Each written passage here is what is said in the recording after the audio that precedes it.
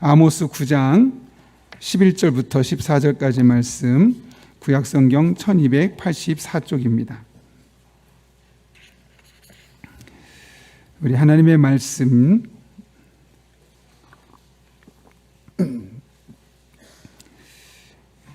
아모스 9장 11절부터 15절까지의 말씀입니다.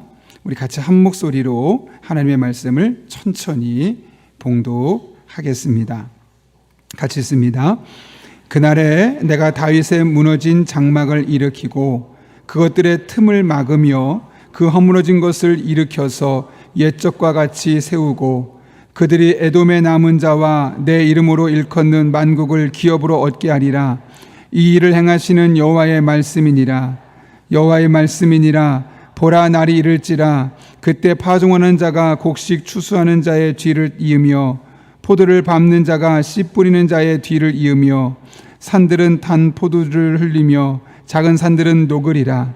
내가 내 백성 이스라엘이 사로잡힌 것을 돌이키리니 그들이 황폐한 성읍을 건축하여 거주하며 포도원들을 가꾸고 그 포도주를 마시며 과원들을 만들고 그 열매를 먹으리라.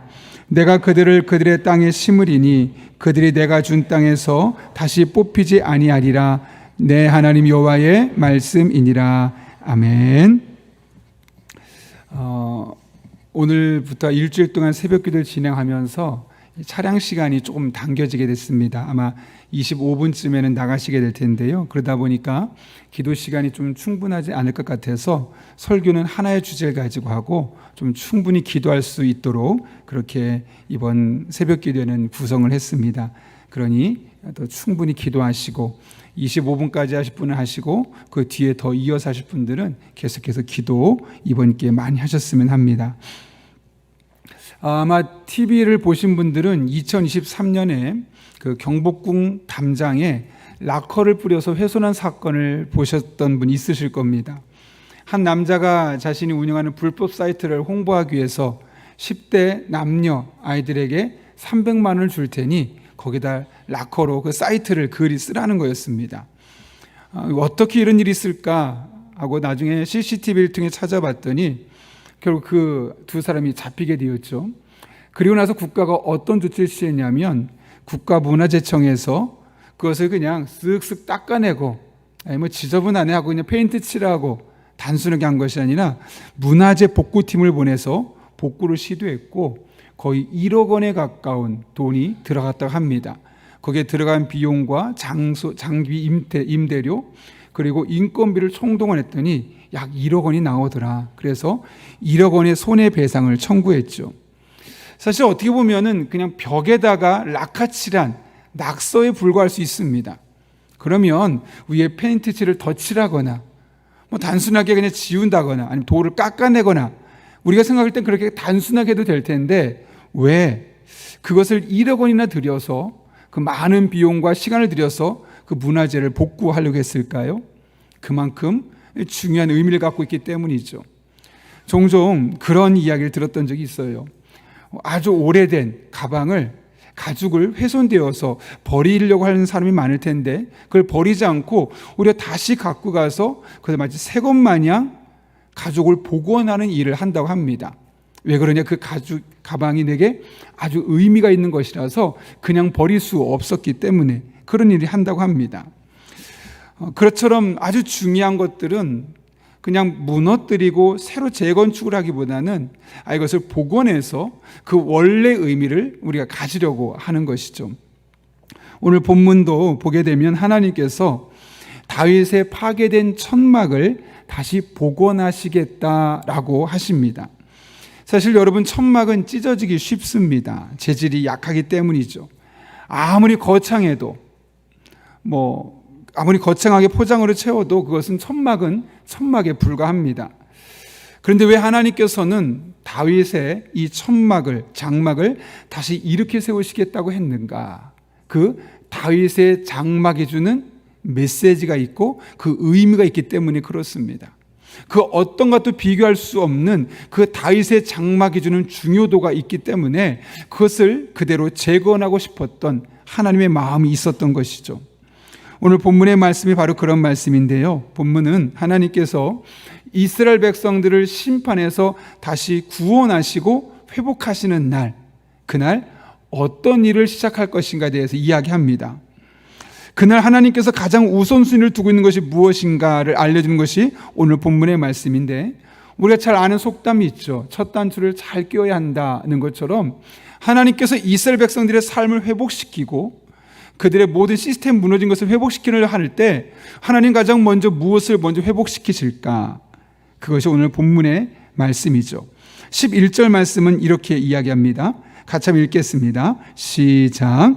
그날에 내가 다윗의 무너진 장막을 일으키고 그것들의 틈을 막으며 그 허물어진 것을 일으켜서 옛적과 같이 세우고. 여러분, 이사야서를 비롯해서 아모스서는 주전 8세기입니다. 그래서 아모스, 호세야, 그 다음에 이사야, 미가, 이 4명은 8세기의 선지자들이죠. 그래서 주전 8세기 상황은 이스라엘 백성들이 이제 멸망 바로 직전에 처했던 상황입니다.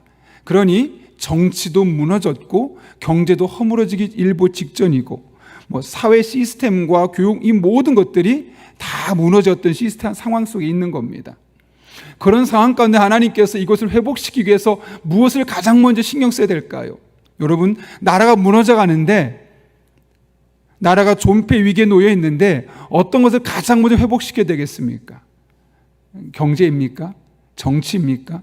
외교력입니까? 군사력입니까? 사회 시스템입니까? 다 중요하죠. 하나님께서는 오늘 그 이스라엘 백성들의 무너져가는 현실 속에서 내가 다시 회복시킬 것인데 어떤 것부터 회복시킬 것이냐? 다윗의 무너진 장막을 먼저 회복시키겠다라고 말씀하고 있는 것이죠. 근데 사실 여러분 잘 생각해 보면 다윗은 천막에 산 적이 없습니다. 원래 집에 살았었고요. 왕이 되고 난 이후부터는 왕궁에 살았습니다.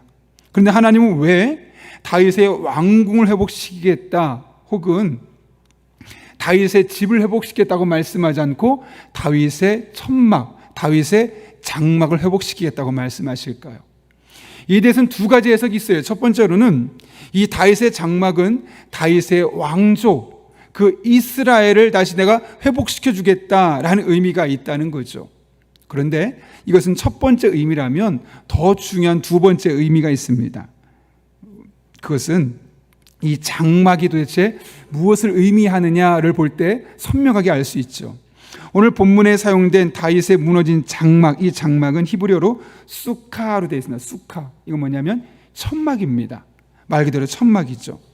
이 천막은 어떤 천막을 의미하냐? 사실 여러분, 우리도 천막 그러면 여러 가지가 있잖아요. 작은 천막 혹은 큰 천막, 얇게 만들어진 천막과 두껍게, 예를 들면 동춘 서커스 이런 데 하면 아주 두꺼운 천막 아니겠습니까?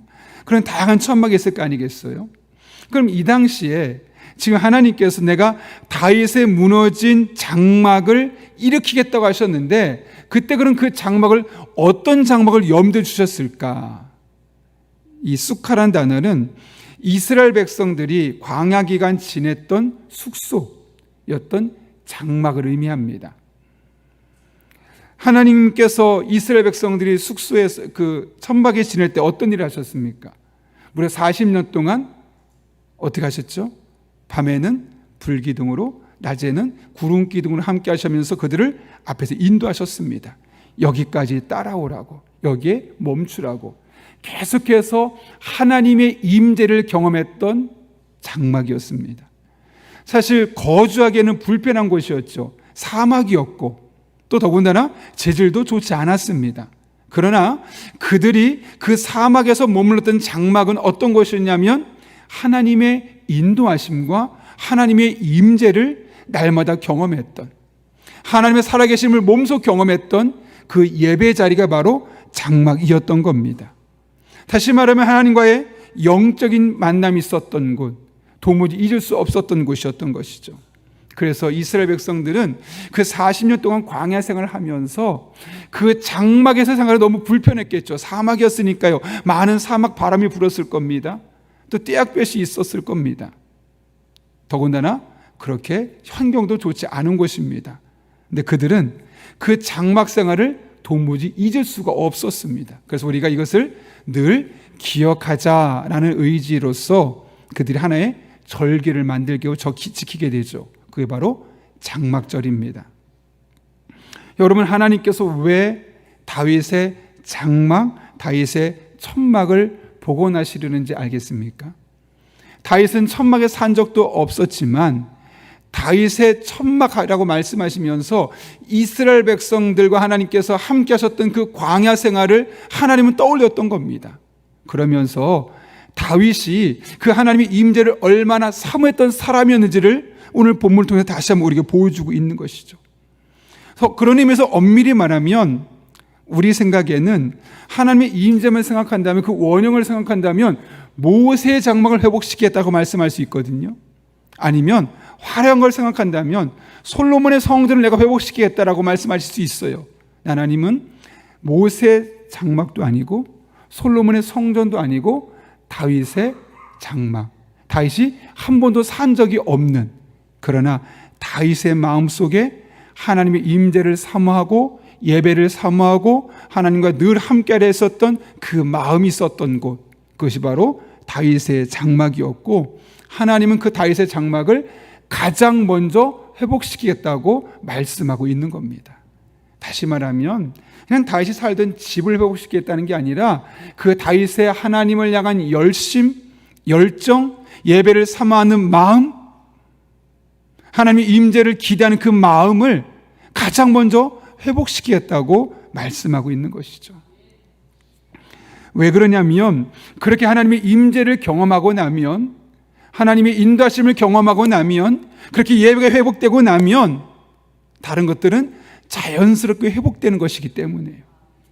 그래서 여러분, 우리들의 삶에서 무엇의 회복이 가장 필요하냐? 어떤 분은 그럴 거예요. 요즘 돈이 너무 없어요. 경제의 회복이 필요합니다.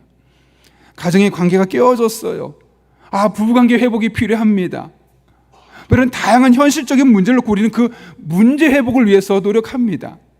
하나님 뭐라고 말씀하시냐면 아니라는 거죠. 다윗의 장막을 먼저 일으키는 것이 중요하다는 것이죠. 그 뒤에 이어지는 말씀 보십시오. 11절을 보면 그날에 내가 다윗의 무너진 장막을 일으키고 그것들의 틈을 막으며 그 허물어진 것을 일으켜서 옛적과 같이 세우고, 그 뒤에 보시면 그들이 에돔의 남은 자와 내 이름을 일컫는 만국의 기업으로 얻게 하리라. 이 일을 행하시는 여호와의 말씀이니라. 이 다윗의 장막이 회복되고 나면 에돔의 남은 자와 하나님의 이름으로 만국을, 모든 나라를 기업으로 다시 얻게 너에게 회복시켜 주시겠다. 또 13절, 14절, 15절 보게 되면 이렇게 이야기합니다. 보라, 날이 이를지라 그때 파종하는 자가 곡식 추수하는 자의 뒤를 따르며 포도를 밟는 자가 씨 뿌린 자의 뒤를 이으며 산들은 단포도주를 흘리며 작은 산들은 녹으리라. 끊임없이 농사가 회복된다는 거죠. 전쟁 때문에 모든 이 농경지가 황폐화되어 있고 기댈 것이 없었는데 이제 심는 대로 열매를 맺는 그런 회복이 있을 것을 말씀합니다. 14절도 15절도 같은 맥락의 이야기죠. 모든 것을 회복시켜 주시겠다는 거예요. 그런데 그 모든 것의 회복의 가장 우선순위가 뭐냐? 다윗의 무너진 장막을 회복시키는 것. 우리의 무너진 예배가 회복되면 다른 모든 것은 자연스럽게 회복되게 되어 있습니다. 여러분, 하나님이 관심 있으신 것은 다윗의 화려한 왕궁이 아니었어요. 오히려 다윗의 초라했지만 다윗이 하나님의 임재를 사모했던, 다윗의 머릿속에 박혀 있었던, 그래 우리 조상들이 과거에 광야 생활할 때 집은 초라했지만 그것이 가장 좋았지. 왜냐? 매일 하나님의 인도하심을 경험하고 낮에는 하나님의 이 구름 기둥을 통해서 나의 인도하심을 경험하고 저녁에는 불 기둥을 통해서 하나님의 인도하심을 경험하고, 그렇게 늘 하나님의 임재를 경험하며 그분을 예배하며 그분의 인도하심을 따랐던 그때가 가장 좋았지 했던 그 다윗의 장막, 그것만 회복되면 다른 모든 것은 자연스럽게 회복될 수밖에 없기 때문에 그런 것이죠. 제가 언제 잠깐 언급했었는데 최근에 은퇴하신 목사님을 만나게 되고 식사를 하면서 그분이 이런 얘기를 하셨어요. 저한테 갑자기 물어보면서, 배 목사님은 목회를 다시 한다면, 이제 만약 다시 처음으로 목회 시작한다면 어떤 것에 가장 주안점을 두고 목회할 것 같아요? 라고 물어보시더라고요. 한 번도 생각해 본 적이 없었어요. 그냥 계속 하고 있었으니까. 근데 그분은 이제 은퇴하고 나서 돌아보니까 뭐가 가장 아쉬웠나 돌아보면서 저기 물어보는 겁니다. 제가 그래서 목사님 사실 한 번도 생각해 보진 않았는데 조금 생각해 보겠습니다 라고 했더니 그 목사님 하시는 말씀 뭐라고 그러냐면 나는 예배예요. 내가 목회를 수십 년 동안 거의 40년 동안 하고 다 이제 은퇴하고 나서 지나서 보니까 다 교회 안에 사는 모든 사역이 다 중요하더래요. 그런데 예배가 가장 중요하더라는 거예요. 그래서 우리 성도들이 일상의 삶에서 다양한 어려움이 있고 고민이 있고 문제들이 있을 텐데 그거 다 해결해 줄 수 없다는 거죠. 그런데 예배 자리에 참석해서 하나님의 임재를 경험하고 하나님의 살아계심을 경험하면 그 문제들이 결국은 해결되더라는 거예요. 수십 년의 목회 경험으로 보았더니 예배가 가장 중요하고 그래서 내가 다시 목회한다면 지금까지 했던 예배, 본인이 세워놨던 그 예배도 너무너무 중요하지만 그 예배를 다시 한번 점검하고 한 번의 예배를 드리더라도 성도들의 마음속에 하나님의 임재가 강력하게 새겨지고 그 한 번의 예배로 성도들이 영혼이 살아날 수 있는 예배를 기획하고 싶다. 제가 그 이야기 듣고 도전이 되었어요. 그러면서 계속 하나님, 제가 곧 이제 새벽 기도를 진행하게 되는데 어떤 주제를 갖고 해야 될까요? 큐티 교제를 따라 하는 게 좋겠습니까? 아니면 다른 주제를 했으면 좋겠습니까? 진지하게 물으며 기도했습니다. 그때 주셨던 마음이 예배다, 예배. 그래서 사실 저희 교역자들과 저희가 이제 이 기도가 끝나고 나면 좀 화요일 날 하루 정도 나가가지고 우리에게 모든 예배를 다시 한번 분석해 보려고 합니다.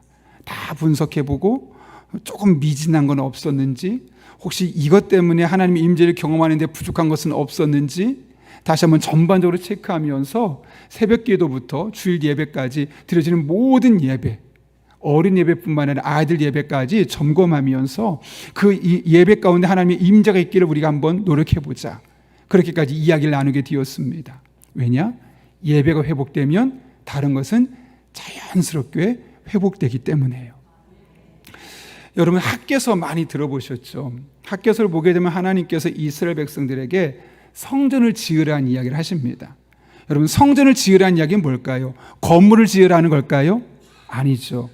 성전을 다시 짓고 무너진 성전을 짓고 그 성전에서 예배가 다시 드려질 수 있도록 예배 회복을 도모하라는 것이죠. 그런데 그 학개서의 말씀을 보게 되면 이렇게 기록되어 있어요. 너희는 씨앗을 많이 뿌려도 얼마 거두지 못했으며 먹어도 배부르지 못하며 마셔도 만족하지 못하며 입어도 따뜻하지 못하며 품꾼이 품삯을 받아도 구멍난 주머니에 돈을 넣음이 되었다. 나 만군의 주가 말한다. 너희는 각자의 소행을 살펴보아라. 이게 무슨 말이겠습니까? 이스라엘 백성들의 삶에 구멍이 숭숭 뚫린 게 많다는 거예요. 여기서는 당장 몇 가지 하겠죠. 씨앗을 뿌려도 먹어도 입어도 품꾼이 삭을 받아도 마치 구멍난 주머니 돈 넣은 같이 되었다. 모든 일에 구멍이 뚫리는 거예요. 부부관계도 부모와 자녀 관계도 내 앞날도 직업적인 일도 신앙생활도 모든 것이 다 구멍이 숭숭 뚫려서 열매가 없는 거예요. 그때 하나님 뭐라고 말씀하시냐면 야, 잘 살펴봐. 너의 소행을 살펴봐 라고 말해요. 그러니까 그 원인을 분석해 보자는 거죠. 그러고 나서 하나님께 주신 처방전이 무엇일 것 같습니까, 여러분? 성전을 지으라는 거예요. 이게 무슨 말일까요? 좀 전에 이야기한 것처럼 건물을 지은 것이 아니라 너희 예배 생활을 너희 예배 생활을 점검해 보라는 거죠. 8절에서 이렇게 이야기합니다. 한번 읽어볼까요, 여러분? 8절부터 읽습니다. 너희는 산에 올라가서 나무를 베어다가 성전을 지어라. 그러면 내가 그 성전을 기껍게 여기고 거기서 내 영광을 드러내겠다. 나 주가 말한다. 계속 11절까지 읽습니다. 너희가 많이 거두기를 바랐으나 얼마 거두지 못했고 너희가 집으로 거두어들였으나 내가 그것을 흩어버렸다. 그 까닭이 무엇이냐? 나 만군의 주의 말이다. 나의 집은 이렇게 무너졌는데 너희는 저마다 제 집 일에만 바쁘기 때문이다. 10절. 그러므로 너희 때문에 하늘은 이슬을 그치고 땅은 소출을 그쳤다. 내가 내 땅 위에 가뭄을 들게 하였다. 산 위에도 곡물과 새 포도주와 기름 위에도 밭에서 나는 모든 것 위에도 사람과 짐승 위에도 너희가 애써서 기르는 온갖 것 위에도 가뭄이 들게 하였다. 아멘. 우리들의 삶에 무너진 것이 있다면 그것 분석하지 말고 내 예배가 괜찮은지를 돌아보라는 거예요. 그리고 예배가 회복되면 그 모든 무너진 것은 결국 자연스럽게 회복될 수밖에 없다 말씀하시는 거죠. 여러분, 그만큼 예배가 중요합니다. 그냥 시간 맞춰서 와서 순서 따라서 끝나고 오늘 예배 드렸어, 그게 예배가 아니라 다윗의 장막, 마치 다윗이 하나님의 임재를 사모했던 이스라엘 백성들이 광야 생활하면서 하나님의 임재를 날마다 경험했던 그 모습이 우리 안에 과연 있는지, 그런 사모하는 마음으로 예배를 드리러 왔는지, 또 그 예배 순서를 통해 하나님의 임재를 경험하고 내가 돌아가는지, 그 예배의 회복을 다시 한번 돌아볼 필요가 있다는 것이고, 그 예배만 회복되면 우리들의 삶에 무너진 다양한 모든 것들은 자연스럽게 회복되게 될 것입니다. 이와 관련해서 청교도 신학자인 클락슨이 이런 얘기를 했어요. 공적인 예배에서 죽은 자들이 하나님의 말씀을 듣고 그 말씀을 듣는 자들은 살아난다. 뭐라고요? 공적인 예배에서 하나님 말씀을 듣고 예배하게 될 때, 하나님 임재를 경험하게 될 때 그 말씀을 듣고 예배하는 사람은 살아나게 되어 있다는 거예요. 성자께서는 그곳에서 병든 영혼들을 말씀으로 고치신다. 그 예배에서 성자께서 사단을 쫓아내신다. 물론 하나님께서 공적인 예배에서만 일을 행하신 것은 아니지만 공적인 예배는 주님께서 이런 일들을 행하시는 유일한 정상적인 수단이다. 여러분, 주일에 드려지는 예배, 새벽에 드려지는 이 다양한 모든 예배들을 그냥 형식적으로 참석하는 것이 아니라 그 예배 가운데 하나님의 임재를 경험할 수 있기를 사모하십시오. 그래서 그 예배가 회복되면 여러분의 무너진 모든 것들은 차근차근히 하나씩 완벽하게 회복되게 될 것입니다. 이 한 주가 여러분의 예배가 회복되고 여러분의 예배가 회복됨으로 말미암아 6월을 넘어서 7월 한 달 동안 여러분의 삶에 다양한 무너졌고 꼬여 있었던 문제들이 회복된 놀라운 은혜가 있기를 예수님의 이름으로 축원합니다. 이 시간 그 하나님의 은혜를 삼으면서 하나님, 저의 마음속에 다윗이 하나님 임재를 삼았던 그 마음을 주십시오. 내 마음의 빈자리에 그 하나님의 은혜가 임하게 도와주시고 하나님 임재하여 주옵소서. 우리 그런 마음으로 내 마음의 한자리를 찬양하고 계속해서 기도하도록 하겠습니다.